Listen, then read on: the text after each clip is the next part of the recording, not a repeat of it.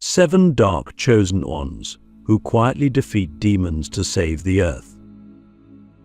There's a truth buried so deep beneath the noise of this world that most will never hear it unless it's whispered into their soul during a moment of quiet desperation. And that truth is this: the earth has always been at war, but not the kind you see on the news. Not the kind fought with guns or governments or flags. I'm talking about the silent war, a metaphysical battle for the very vibration of this planet. And in that war, there are warriors who don't wear robes, don't chant mantras in the open, don't seek fame or followers. They are the dark chosen ones, beings who walk the edge between light and shadow, who descend into the underworld not to escape it, but to cleanse it. These chosen ones are not who you think. They don't wear crystals on their necks or post enlightenment quotes on social media. They don't always speak softly or glow with a visible aura. In fact, most of the time, they're the ones you'd least expect. They're the solitary ones. The ones who've been misunderstood their whole lives. The ones who've faced pain so deep, so consistent, that it shaped them into weapons of spiritual resilience. They are the ones who've been through hell, not metaphorically, but energetically. And because they've survived it, they now hold the keys to defeating it. Click subscribe to this channel to get more profound spiritual lesson. You see, darkness doesn't fear love. It doesn't fear prayers. It fears clarity. It fears those who have walked through it and refuse to be absorbed. And that's what these 7 carry. They're not aligned with the dark, they've mastered it. They've learned its language so they can dismantle it from within.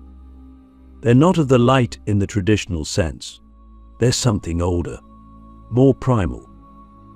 They are the ones who have chosen to remember their role in a cosmic contract that predates their birth. And I know what you might be thinking. Why would anyone choose this path? Why would a soul take on the burden of infiltrating darkness, walking through trauma, facing spiritual attacks, and still never asking for recognition? Because they didn't choose it in the way we understand choice. They answered it before they were born, before they had form. Their souls made a vow: if the earth ever begins to fall, I will return not as a savior, but as a stabilizer, a gatekeeper, a silent guardian of vibration. And now they walk among us, quietly, powerfully, unseen. I've met them. I've been one. Maybe you are too. But here's what most people don't understand. These dark chosen ones don't operate like heroes in a movie. They don't defeat demons with swords or spells. They defeat them through presence, through energetic confrontation, through being able to sit in a room with a possessed person and not flinch, through being able to feel an entity in their home and not panic, through being able to enter a cursed place, absorb what others can't handle, and transmute it through their own field. This is not romantic. It is not glamorous. It is brutal, lonely work. Their nervous systems are battlefields. Their dreams are war zones. Their relationships often collapse under the pressure of carrying too much spiritual weight. And yet they keep going, because they know something most people have forgotten. The earth must be held in place by those who can survive the gravity of its pain, and these 7 are encoded for it. Now, you might ask, why 7? Why that number? It's not symbolic, it's literal.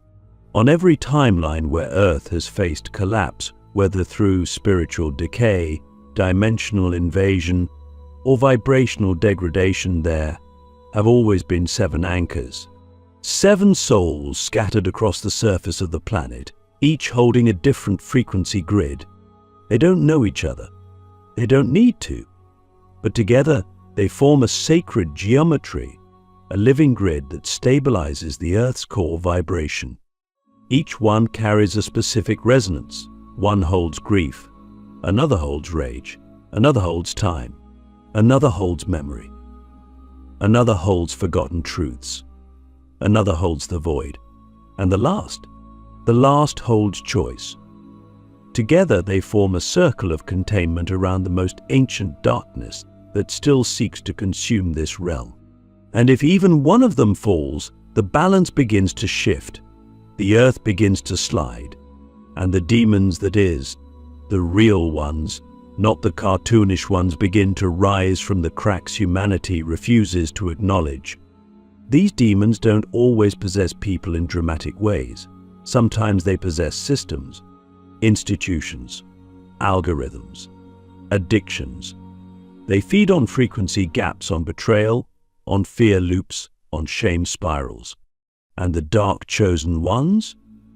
They feel it all, even when they don't want to. Especially when they don't want to. Their bodies become barometers for the collective shadow. If the world is grieving, they cry without knowing why.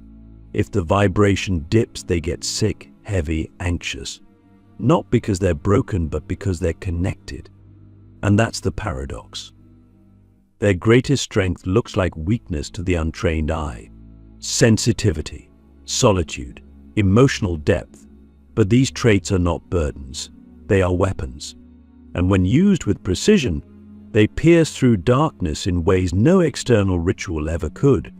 They don't need to cast out demons. They simply refuse to feed them. And in doing so, they starve entire realms of predatory energy. So I ask you, have you felt like your entire life has been training for something invisible? Have you faced pain so precise it felt orchestrated? Have you felt watched, tested, stretched beyond breaking only to find a strength you didn't know you had? That's not coincidence. That's conditioning. That's the universe preparing you for a role only a few souls can fulfill. And perhaps you are one of the 7, or maybe you've been one in another lifetime. Or maybe your job is to awaken one, because they don't always know who they are. They don't seek titles or missions. But when they are reminded, when they are seen, something activates. A memory, a code, a roar beneath the silence. And that roar is beginning to rise again. The invisible war, how the dark chosen ones hide in plain sight to hold back the collapse.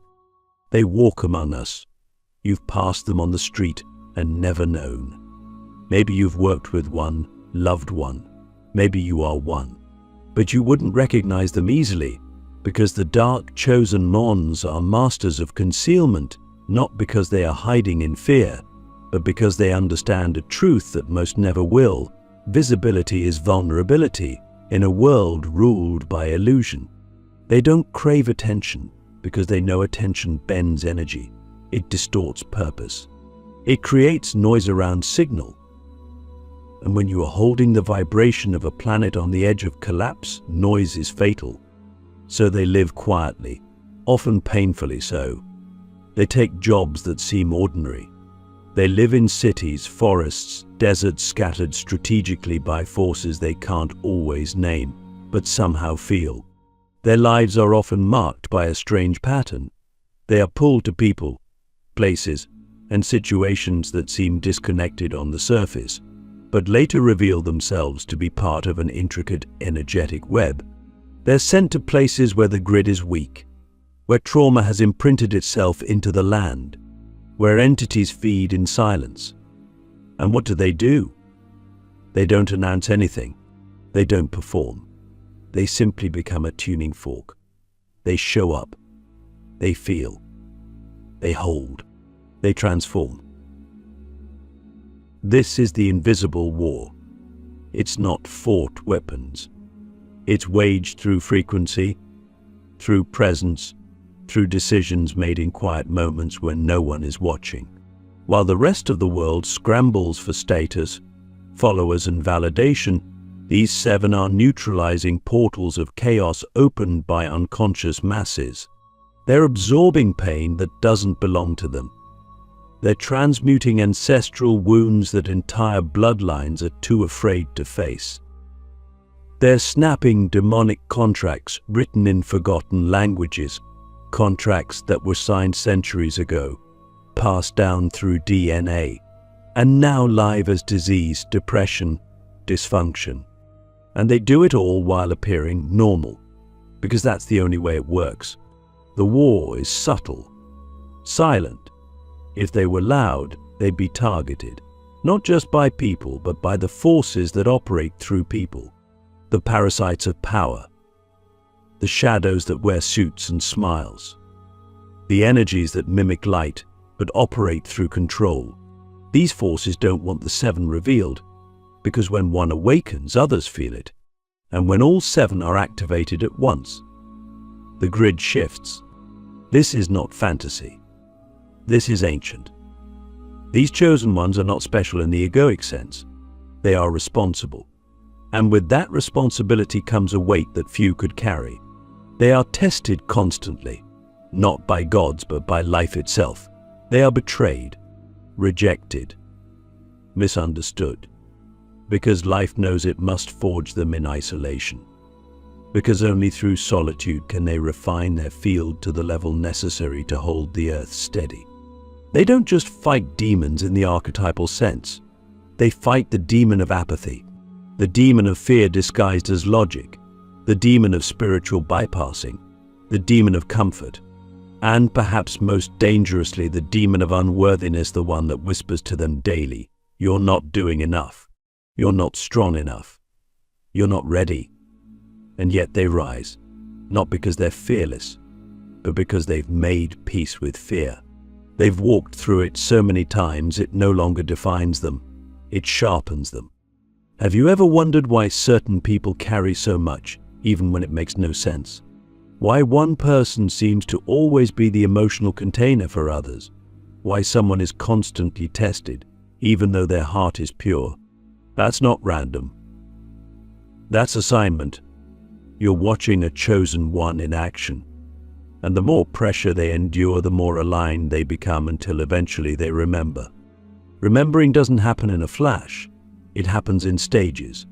A dream, a feeling, a moment of stillness when the chaos pauses and they hear something ancient echo through their bones. A voice that says, "You've done this before." And in that moment, they stop asking why life is so hard, and they start asking, what am I designed to hold? That question changes everything, because it turns pain into purpose, isolation into initiation, and suffering into strategy. The invisible war is still raging, but these seven, they're not losing. They're holding the line, quietly, relentlessly, and as long as they keep rising, the earth still has a chance. Because in a world that's obsessed with light, they are the keepers of the balance. The soul's edge, why the chosen ones are forged in darkness, not light. There is a dangerous myth that has been spreading through the spiritual world like a soft poison disguised as wisdom. It whispers that awakening is gentle, that alignment feels good, that light is always soft and peaceful. But those of us who've walked the real path, the edge of the soul, the blood-soaked staircase of spiritual truth, know better. We know that light is forged in darkness. And the chosen ones, the real ones, they are not born in temples. They are born in fire. The seven are not enlightened because they found peace.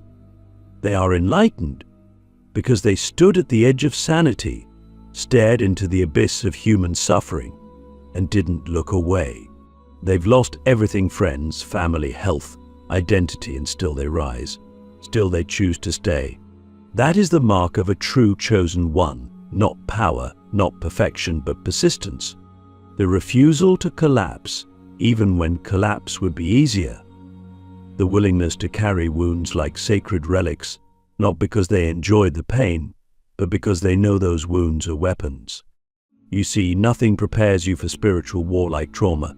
Nothing opens your psychic field like heartbreak. Nothing sharpens your discernment like betrayal. These experiences, which most try to avoid or escape, are the exact curriculum for those encoded to hold the grid. The seven aren't here to be comfortable. They're here to anchor the unbearable. And in doing so, they make the unbearable bearable for the rest of the planet. But here's the truth no one wants to say out loud. Being chosen sucks. It's not glamorous. It's not romantic. It's lonely. It's confusing. You doubt yourself constantly. You feel like a fraud. You wonder why you're always the one who sees too much, feels too much, breaks down when others float through life asleep. You ask, why me? Why this path? Why this pain? And the answer isn't always pretty. Sometimes the answer is silence. Sometimes it's just the echo of your own breath in a room filled with ancestral grief. But then there are the moments. Moments when the veil lifts and you remember. When you walk into a room and feel a shift because of your presence. When someone breaks down in front of you without knowing why. When a child looks at you with ancient eyes and says, "You're different." When the wind moves in a way that speaks directly to your bones. In those moments you realize, this is what I was made for. Not applause, not recognition, but remembrance. Darkness does not frighten the chosen ones because they have become intimate with it. They've not just seen their shadow, they've danced with it, bled with it, broken bread with it. They understand the laws of the underworld, not because they studied it, but because they survived it. And that survival grants them access to a kind of power that no book, no guru, no ritual can provide. It's the power of knowing yourself in the void, of not needing light to remember who you are, of walking through psychic death and still choosing to serve. That's what makes the seven dangerous to the darkness, not because they are immune to it, but because they have nothing left for it to feed on. They've emptied themselves of illusion. They've died to their ego, and what remains is pure force, pure intention, pure soul. This is why they're hunted, why they're tested, why they face cycles of destruction again and again. Because as long as they remain intact, the architecture of deception cannot fully take hold. The world may fall asleep, but the chosen nuns do not. They ache for humanity's awakening, not because they want to be seen, but because they remember what this planet was meant to be.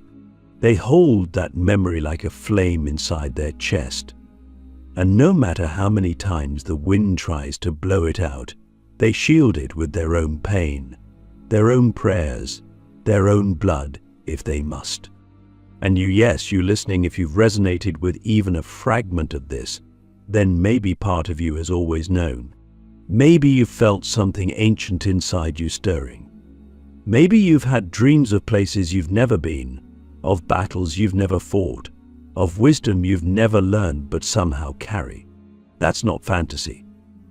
That's memory. That's the code reactivating. So I ask you, what have you endured that was never meant to break you, but to build you? What pain have you carried that may not even be yours, but was passed into your hands because your soul was strong enough to transmute it? What if the very thing you thought disqualified you from your purpose was actually your initiation into it? The chosen ones are not clean. They are not polished. They are scarred. And it is through those scars that the light leaks into the world.